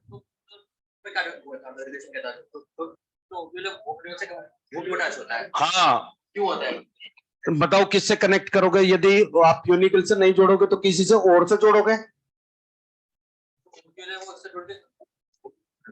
पे रहता है, ओवरी के अंदर रहता है। के अंदर ही हाँ देखो ना, इसीलिए तो मैंने ये डायग्राम बनाया बेटा, जिससे कि आप कनेक्ट कर पाओ चीजों को। ओवरी के अंदर कहाँ लगा हुआ है? प्लेसेंटा पर लगा हुआ है। अच्छा क्वेश्चन आ जाए भाई, लीफ का जो स्टॉक होता है वो तो पिटियोल है, जो इन्फ्लोरेसेंस है उसका स्टॉक पेडंकल है, और जो ओव्यूल है उसका स्टॉक क्या है? यूनिकल। तो ये भी लिख सकते हैं, यूनिकल इज।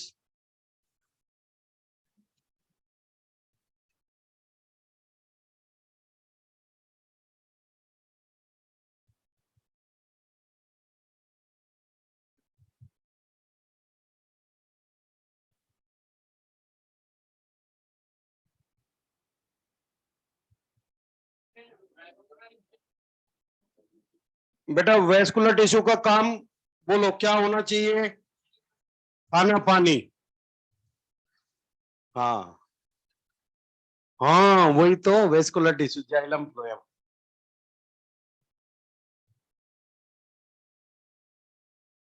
हो गया ना क्लियर? अरे बोलो कोई दिक्कत डाउट? हाँ जी। देखो भाई, हमने कहा केवल और केवल एक चीज ऐसी है जहां हैप्लॉइड है। बाकी प्लेसेंटा में पूछेगा तो ऑब्ट्यूरेटर सेल पूछेगा, तो वेस्कुलर टिश्यू की सेल पूछेगा, तो यूनिकल की सेल पूछेगा, तो चलाजल साइड की सेल पूछेगा, तो इंटेगुमेंट की सेल को पूछेगा, तो न्यूसिलस को पूछेगा, तो पेरिस्पर्म को पूछेगा। तो केवल केवल एक जगह याद रखना है, क्या है? Haploid, embryo sac. बाकी सब डिप्लॉइड।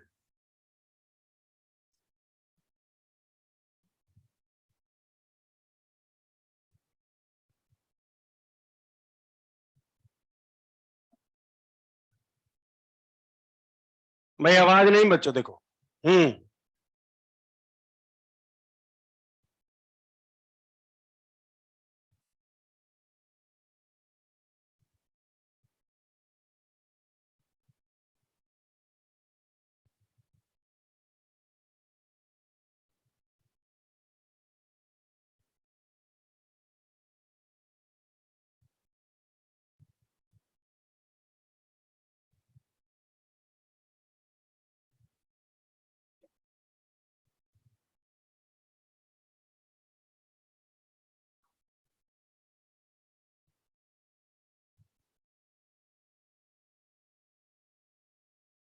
ओव्यूल का डायग्राम हो गया बेटा कंप्लीट।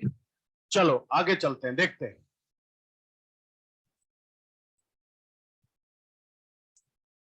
देखिए, ओव्यूल को हम दो कैटेगरी में डिवाइड कर सकते हैं। कैटेगरी तो और भी है, बहुत सारी है, लेकिन आप दो ही याद करेंगे। यदि इंटेगुमेंट का नंबर, बेटा सीधे होकर देख, ओव्यूल के अंदर इंटेगुमेंट का नंबर तो बोलेंगे यूनिटेगमिक। और इंटेगुमेंट का नंबर जैसे मैंने डायग्राम बनाया तो क्या बोलेंगे, bitegmic. But unitegmic ovule is present in gymnosperms. किसके अंदर बच्चों? और जितनी भी फैमिली है गैमोपेटली, उनके अंदर। गैमोपेटली फैमिलीज आप याद करिए। आप लिखेंगे पेटल को किससे लिखते हैं, सी से। और ये एन लिखेंगे नंबर। बताओ ब्रैकेट बनाऊंगा या नहीं? गैमोपेटली में तो ब्रैकेट बनता है ना। जैसे बताओ कोई फैमिली बताओ, सोलेनेसी था ना। पेटल, 5 पेटल थे, पांचों आपस में जुड़े हुए थे। आप एक पेटल को निकालने की कोशिश करें, आप निकाल ही नहीं सकते। दूसरा पूछेगा what are you doing, then condition is gamopetaly. अब देखो, इसमें आता पॉलीपेटली। पॉलीपेटली फैमिलीज में पेटल सारे एक दूसरे से अलग अलग। आप देखेंगे सी एन विदाउट ब्रैकेट। आमने क्रूसीफेरी में देखा, क्रॉस बना के रहता है, क्रूसीफॉर्म कोरोला। एक पेटल को निकालो, दूसरे को कोई ऑब्जेक्शन ही नहीं, no problem. Second, third, fourth निकाले, नो प्रॉब्लम। तो मतलब क्या है, पॉलीपेटली। लेकिन गैमोपेटली में क्या है, फ्यूज। पॉलीपेटली में क्या है, फ्री। तो देखिए ये पॉलीपेटली। और मोनोकोट्स के अंदर भी क्या मिलता है बेटा, बाइटेगमिक। बाई का मतलब क्या है, टू। टेगमिक का मतलब क्या है, इंटेगुमेंट। तो क्या बोल देंगे, बाइटेगमिक। और सबसे ज्यादा कॉमनली कौन सा मिलता है, बाइटेगमिक ओपियोइड। बोलो बच्चों, इसमें कोई दिक्कत? लिखिए इसको।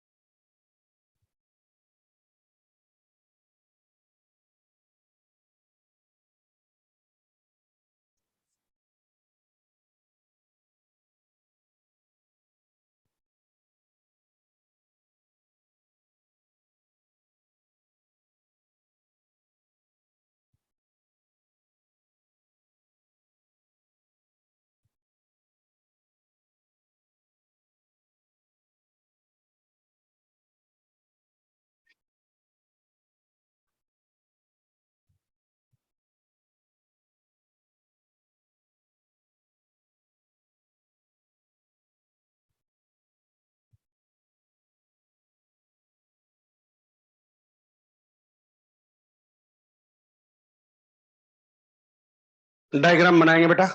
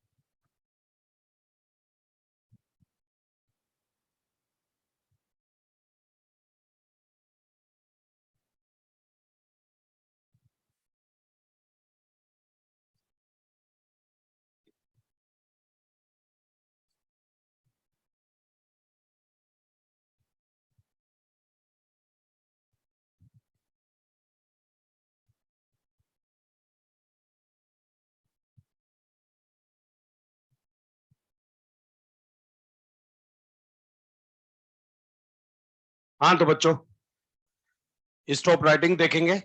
ये एक ओव्यूल मैंने बनाया बेटा, अंदर एम्ब्रियोसेक है, बाहर न्यूक्लियस है, इंटेगुमेंट है, तो इंटेगुमेंट बनती, लेकिन यहाँ पर फ्यूनिकल से एक और इंटेगुमेंट बन गई, तो इसका मतलब थर्ड इंटेगुमेंट हो गई है। और बेटा थर्ड इंटेगुमेंट इसके सीड के ऊपर भी मिलती है। लीची के ऊपर ये फ्लैशी सा पार्ट जो होता है ना, edible part, white fleshy part, क्या बोलते हैं उसको? एरिल। नीट में क्वेश्चन आया हुआ है कि aryl is edible part in लीची। तो लीची के अंदर ये थर्ड इंटेगुमेंट मिलती है, इसी को हम एरिल बोलते हैं बेटा। साइंटिफिक नेम लीची का LITCH है, इंग्लिश नेम क्या बोलते हैं? लीची। और हिंदी में भी लीची ही कहते हैं। लीची एक ऐसा प्लांट है जिसका इंग्लिश हिंदी साइंटिफिक नेम सुबेक। लीची लीची लीची। मुजफ्फरपुर बिहार की लीची इंडिया में सबसे अच्छी मानी जाती है। हाँ, यहां पर बोलो बेटा, कोई डाउट किसी बच्चे को? थर्ड इंटेगुमेंट नोन है एरिल, है ना? देखो बच्चों, हमने कहा कभी कभी ऐसा होता है जहां ये माइक्रोपाइल होता है ना, इंटेगुमेंट की सेल के अंदर डिवीजन होने लग जाता है, क्योंकि यहाँ कुछ सिग्नल गए होंगे जिसकी हेल्प से इसने एक आउटग्रोथ बनाई है। कहां पर? जहां माइक्रोपाइल होता है बेटा, वहीं पर ये एक आउटग्रोथ बनी है बच्चों। ये आउटग्रोथ जो बनी है इसका नाम है कारंकल। और बेटा ये तो सीड के ऊपर भी मिलती है कारंकल, और इसकी नेचर ऐसी देखिए जैसे कॉटन जैसा हो, जैसे ब्लोटिंग पेपर जैसा होता है, मॉइस्चर एब्जॉर्ब करने का काम करता है। ये मॉइस्चर एब्जॉर्ब हेल्प करेगा, वाटर एब्जॉर्ब करेगा, तो इसका मतलब किसमें हेल्प हो जाएगी बेटा? वाटर एब्जॉर्प्शन करेगा तो किसमें हेल्प होगी? नहीं, जर्मिनेशन, क्योंकि सीड जर्मिनेशन के लिए वाटर चाहिए होता है। नेक्स्ट बेटा, इसके अंदर है शुगर, और शुगर प्रेजेंट होने की वजह से it will attract the ants, और जब एंट्स आएंगी इसे उठाकर ले जाएंगी बेटा, और जब इसे उठा के ले जाएगी तो इसका डिस्पर्सल ऑफ सीड हो जाएगा, क्योंकि यहाँ पर एडेबल फ्रूट नहीं है। फ्रूट या तो अच्छे बना लो तो सीड अपने आप ही लोग डिस्पर्स कर देंगे, एनिमल कर देंगे, लेकिन यहाँ एडेबल नहीं है, इसलिए इसने एक स्ट्रेटेजी अपनाई कि सीड डिस्पर्सल करना है। यदि एक ही जगह सीड पड़े रहेंगे तो इंट्रा स्पेसिफिक कॉम्पिटिशन हो जाएगा, तो डिस्पर्सल इज मस्ट, और उसके लिए इसने यहाँ शुगर लगा दिया। Sugar will attract the ants, और एंट्स लेकर जाएंगी तो क्या हो जाएगी? चोरी, और इसे क्या बोलेंगे? मिरमैको चोरी। क्या बोलेंगे? हाँ, तो यानी dispersal of seed with the help of ant is known as myrmeco. हाँ, बोलते मिरमैको कोरी है ना, क्योंकि हम ब्रिटिश एक्सेंट को फॉलो करते हैं। We are the Commonwealth country people, Commonwealth country people में हाँ कोरी ही बोला जाता है, और अमेरिकन एक्सेंट में बोलेंगे तो चोरी बोला जाता है ना। तो ये ब्रिटिश एक्सेंट, कॉमनवेल्थ कंट्री वो है जो कभी कभी अंग्रेजों के गुलाम रहे, गुलाम देशों के बीच में गेम भी होता है ना, कॉमनवेल्थ गेम्स। हाँ, तो बच्चों हमने कहा ये कारंकल है। कारंकल क्या है? एक आउटग्रोथ है। कब बनी है? सब जब ओव्यूल बन रहा था उसी टाइम माइक्रोपाइल के पास एक आउटग्रोथ बनी। क्या प्रेजेंट है इसमें? Sugar. Sugar will attract the ants, that's why क्या हो जाएगा? Dispersal of seed with the help of ant is known as myrmecochory. और यदि पोलिनेशन हो एंट से तो क्या बोलते हैं? मिरमैकोफिली। क्या बोलते हैं? उसे हम पोलिनेशन में डिस्कस करेंगे। हाँ, स्पेशल केसेस सब में नहीं मिलेगा, केवल कैस्टर के अंदर अभी तक हम तीन चीजें पढ़ चुके हैं। Endosperm are present in castor and Solanaceae family. और बेटा पेरिस्पर्म अभी पढ़ा के आए थे, कारंकल अभी पढ़ा दिए, कारंकल भी है। और हमने एक और चीज पढ़ी होगी, पिथ कैविटी भी मिलती है यहाँ, याद करो। Exceptionally pith cavity present in castor and cucurbits.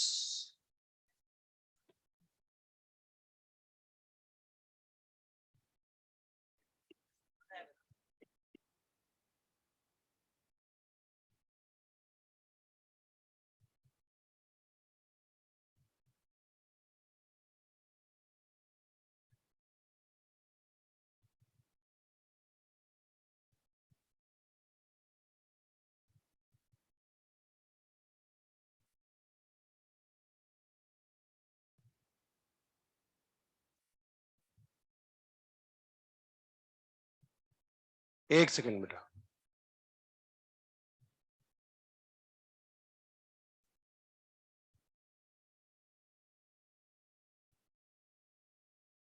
हाँ बोल बेटा।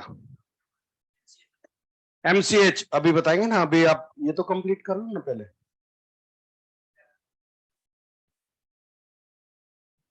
छुट्टी आपकी 8:25 पे होगी, 25 पे। हाँ, ये अपन दो चीजें और बता देंगे इसमें, टाइप ऑफ ओव्यूल। हाँ हाँ, देखिए एंडोस्पर्मिक सीड सोलेनेसी के मैक्सिमम प्लांट में मिलता है। एनसीईआरटी कहती है endosperms seed, endospermic seed present in Solanaceae, exception है, कैस्टर के अंदर एक्सेप्शन है। नॉन एंडोस्पर्मिक सीड मिलते हैं अदरवाइज डाइकोट में, लेकिन यहां पर एक्सेप्शनली है। मोनोकोट में एंडोस्पर्मिक है बट वहां भी एक एक्सेप्शन है, ऑर्किड्स।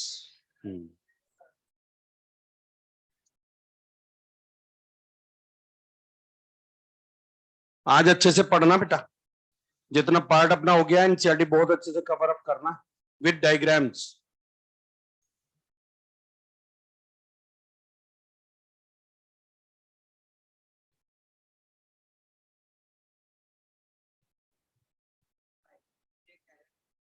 चला जाएगा, अदरवाइज पोलन ट्यूब की एंट्री के भी बहुत सारे पार्ट, चला जैसे माइक्रोपाइल से, इंटेगुमेंट से, पोर माइक्रोपाइल से, है ना, चली जाती है, इतना नहीं रहता कि इसको ब्रेक करना पड़े।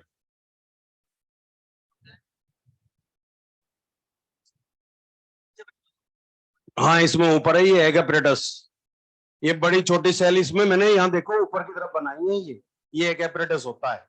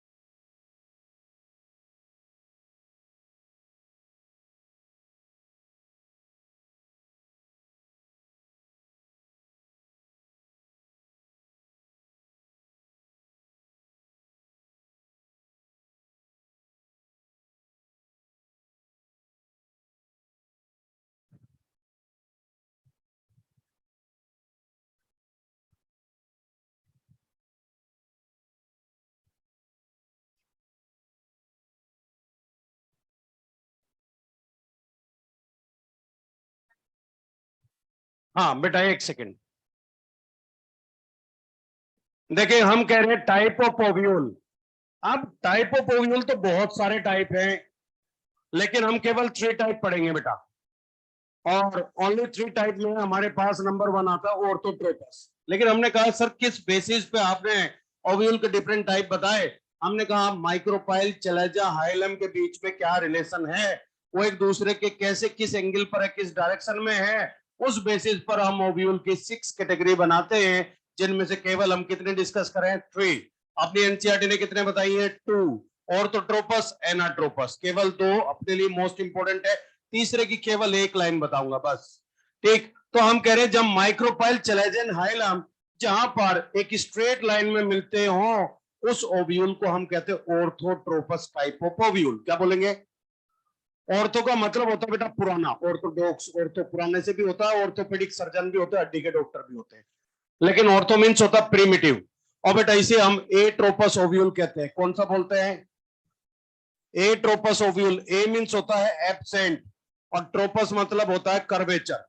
कर्वेचर क्या है? एब्सेंट है। कर्वेचर एब्सेंट मतलब कितना डिग्री? 0 डिग्री। 0 डिग्री कर्वेचर है, इसीलिए हम इसको कहेंगे बेटा रेफे एब्सेंट। रेफे क्या है? अरे भाई जब कोई गेस्ट आया ही नहीं तो छोड़ दे किसे जाओगे तुम, जब ये मुड़ा ही नहीं तो जुड़ेगा कहां मुड़ने वाले पॉइंट, तो ये तो एक ही पॉइंट पर जुड़ा रहेगा। तो ये माइक्रोपाइल ये चला जाइए हाइलम, ये हाइलम वाला ये पॉइंट हुआ, जब घूमा ही नहीं तो रेफे भी नहीं, इसलिए हम कह रहे हैं जब कर्वेचर नहीं तो रेफे भी नहीं, तो ऐसे ओब्यूल में रेफे एब्सेंट होगा। ए ट्रोपस क्यों बोला? कर्वेचर नहीं है, फ्यूनिकल में कोई ओरिएंटेशन नहीं, 0 डिग्री ओरिएंटेशन होता है, क्योंकि इसका माइक्रोपाइल ऊपर की तरफ है, फेस ऊपर है, इसीलिए इसको मैं क्या कह दूंगा बेटा? Upright ovule. क्या नाम दूंगा?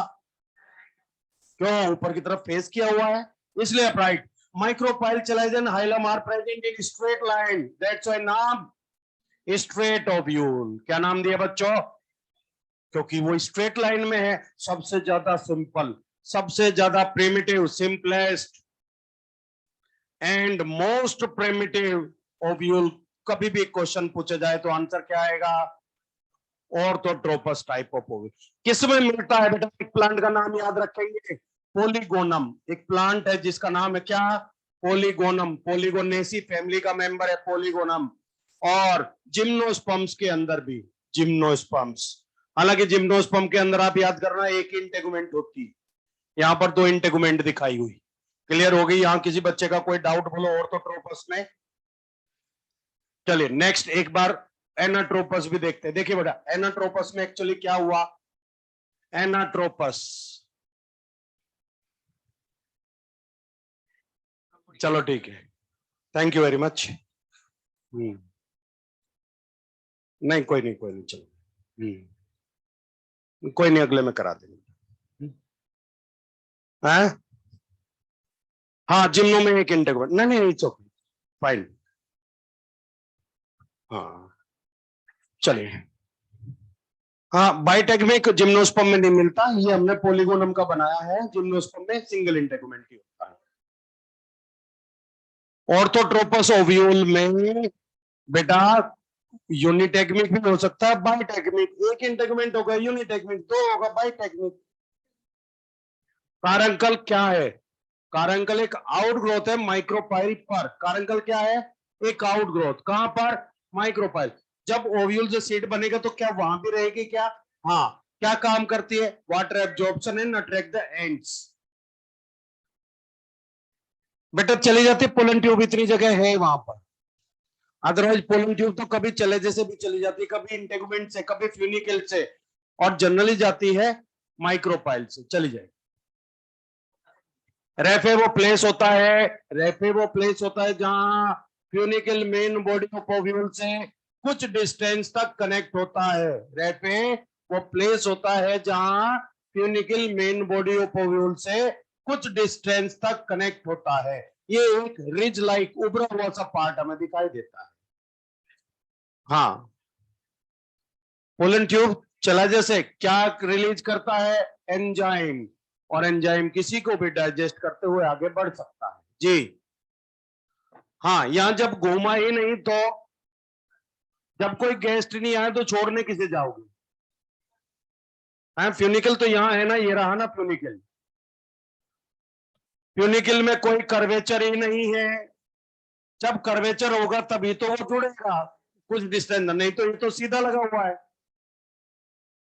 जब घूमेगा तभी तो दिखाई देगा हमें कुछ घूमा हुआ, जब घूमा नहीं, इसलिए रेफे एब्सेंट। बोलो बच्चों, क्लियर? हाँ जी, एक बार एलेनो तेलन प्रतिज्ञा कर लेते हैं। हाँ, मैं प्रतिज्ञा करता हूँ कि विपरीत परिस्थिति का सामना करते हुए कड़ी मेहनत से चलेंगे तो आत्मनिष्ठा निष्ठा के साथ सदैव उत्साहित रहकर अपने लक्ष्य पर निगाहें जमाए रखूंगा। मैं प्रतिज्ञा करता हूँ कि मैं अपने गुरुजनों के समझ बड़ों का सम्मान करूंगा तथा प्रत्येक व्यक्ति के साथ शिष्टता का व्यवहार करूंगा। मैं प्रतिज्ञा करता हूँ कि मैं उन सभी प्रवृत्तियों का त्याग करूंगा जो मेरे बाधक बनेंगे। धन्यवाद। गॉड ब्लेस यू बच्चों। आप लोग जा सकते हैं, आप लोग जा सकते हैं प्लीज। हाँ, ऑनलाइन में किसी बच्चे का कोई डाउट है क्या? Any doubt in online? बोलो बेटा, अंश मंथन कन्हैया, बोलो कोई डाउट? चलिए थैंक यू, एग्जिट कर दो बेटा।